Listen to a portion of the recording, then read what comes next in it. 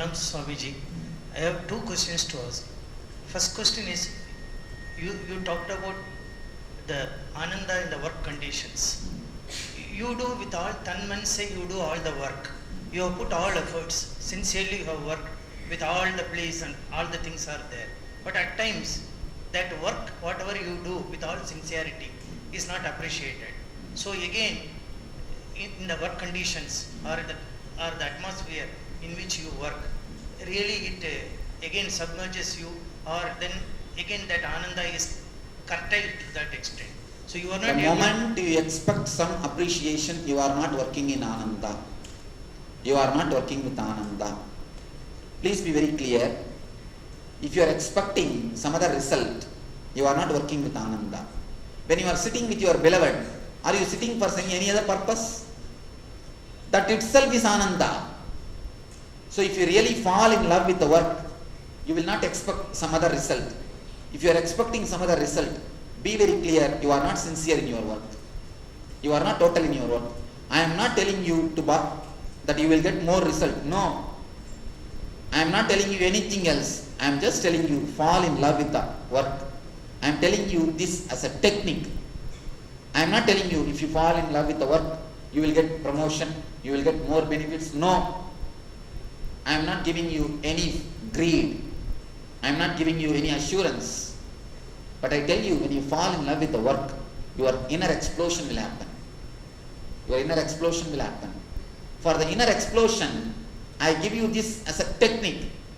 I am not giving you this as a stress management or to encourage your work level. I am not taking any corporate class. They have just reduced the whole spirituality into stress management courses, just to increase a little bit of productivity or creativity in the market.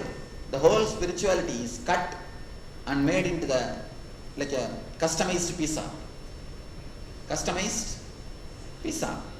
They made the whole spirituality as a simple stress management courses, stress management techniques. I am not telling you to fall in love in the angle of stress management or more creativity or more productivity. No. I am not here on behalf of your company to encourage you to produce more. No. I am not telling you to work more. I am telling you to fall in love with the work. I am telling you to intensify that work. I am telling you to break that idea. If you work, you can't be happy. Just break that idea. I am not telling you anything else. I am not here taking any stress management course. There are so many requests from so many people side to me, Swamiji, you must design some stress management course and do in corporate circle. You can spread a lot. I told them, I am not here to do that business. Spirituality or the meditation cannot be reduced just a small package for a stress management. Today they are doing.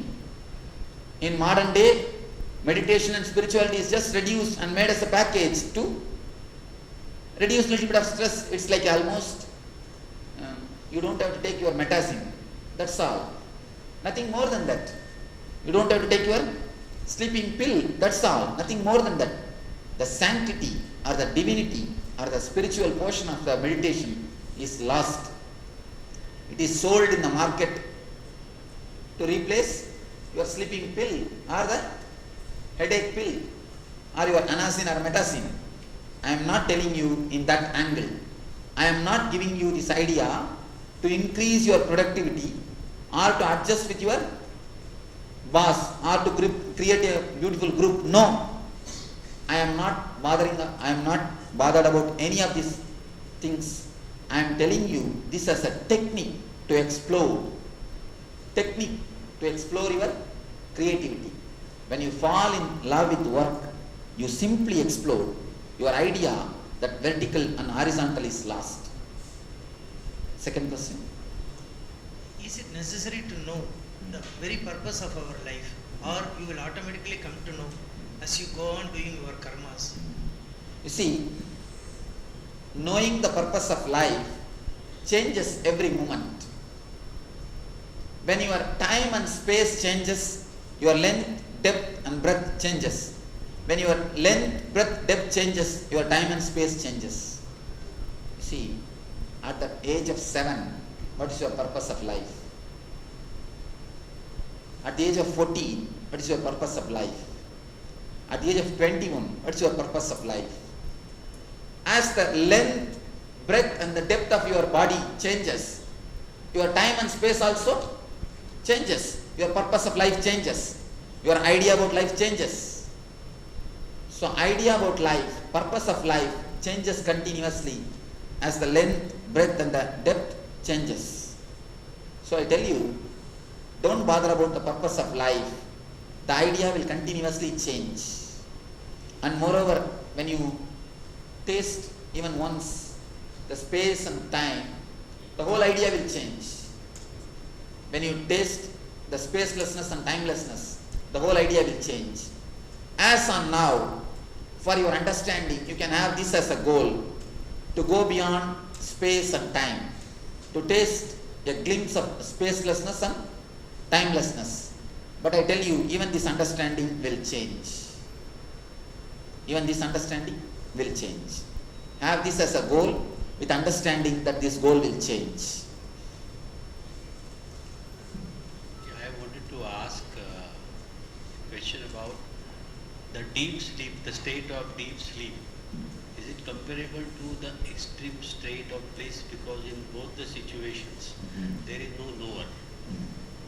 In deep sleep also, there is nobody who knows. There is no knowing there. Similarly, in the highest state of bliss, which can land into superconscious state, there is no knower anymore. Are you sure? Comparable? Are you sure in the superconscious state there is no knower? I can perceive so because Okay. as long as there is being who is experiencing this state of ecstasy, the slightest beingness is still there. But in absolute state of bliss, there is no more. Alright, I'll tell you 3 differences. I just wanted to know in short the difference between the state of deep sleep, which is again a very great state. Okay, I'll give you the 3 differences. The first difference, by going into the deep sleep and coming out, you will not become more intelligent. But going into the super consciousness and coming out, you will become more intelligent. By going into the deep sleep and coming out, you will not become more aware. You will not become more conscious. By going into the deep superconscious state, you will become more aware. By going into the deep sleep and coming out, you will not become more blissful. But by going into the superconscious state and coming out, you will become more blissful. Sat Chit Ananda is the difference between deep sleep and the superconscious state. See, if the sound is too low, you will not be able to hear. If the sound is too high, you will not be able to hear. Can you say both are one and the same? Just like that, the unconscious and superconscious can never be said one and the same. There is a vast difference. They both are 2 extremes. Here, if you go and come out, your intelligence, Sat, consciousness, Chit, Ananda, bliss will not increase. There, if you go and come out, your intelligence, Sat, consciousness, Chit, Ananda, bliss, all the 3 will increase tremendously. That is the difference between this state and that state. Sir, I just wanted to ask whether it is possible for an ordinary human being like us or like me to achieve that super consciousness in this birth itself. Again the question of vertical and horizontal. When you say ordinary human being, you already meant that I am a superhuman being. What is the difference between you and me? Tell me now. Same thing. You see, you think you are vertical workaholic. I am horizontal silent. I tell you, there is no, again you bring the problem vertical and horizontal. When you break that attitude, when you break that belief, the man who is vertical cannot be horizontal, then you will understand you can achieve in this moment. That state should come now when there should be an explosion. One thing, ma, that state will not come. You need to work towards that. First thing, you have done a lot of conditionings. You started believing. It is you who started believing if you are vertical, you cannot be horizontal. When you are a child, you are both. You never had a problem. You know how to enjoy and how to do.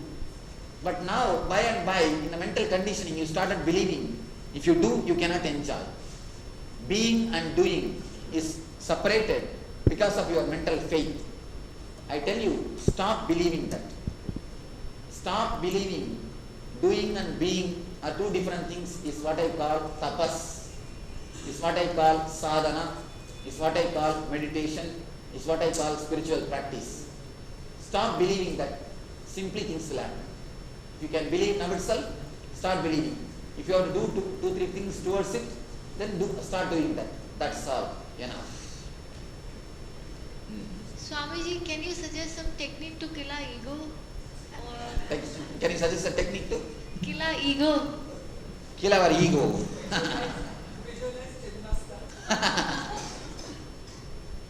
See, I told you early morning when you get up, just decide I will be happy for next 24 hours. That is more than enough. If you are blissful, your ego cannot be alive, ma. I tell you, you make your sufferings big to keep your ego alive. Anybody you ask about their life, how they will start, you know? Swamiji, like me, nobody has suffered in the planet Earth. Even my enemy should not suffer the amount of suffering which I underwent.